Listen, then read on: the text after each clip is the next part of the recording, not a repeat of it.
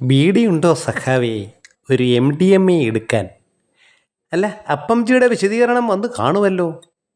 അതായത് രമണ, രാസലഹരി വിതയ്ക്കുന്ന കെടുതികളെപ്പറ്റി കുട്ടികൾക്കിടയിൽ വിശദീകരിക്കാൻ ഡിഫി സംഘടിപ്പിക്കുന്ന ലഹരി വിരുദ്ധ സെമിനാറിൻ്റെ ഭാഗമായിട്ട് ഡെമോ നടത്താൻ കൊണ്ടുപോയ വഴിക്കാണ് വലതുപക്ഷം ഊരാച്ചികളായ പോലീസുകാർ പൊതിച്ചോർ പ്രസ്ഥാനത്തെ മനഃപൂർവ്വം കരിവാരിത്തേക്കാൻ ഉണ്ടാക്കിയ വാർത്ത എന്ന്.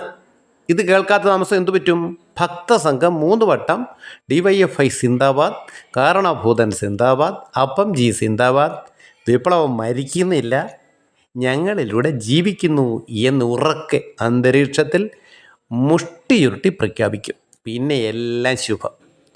ഏതായാലും ഈ മുതലുകളെ പൊക്കിയ പോലീസുകാർക്ക് ഉടൻ തന്നെ സ്ഥാനചലനം പ്രതീക്ഷിക്കാം.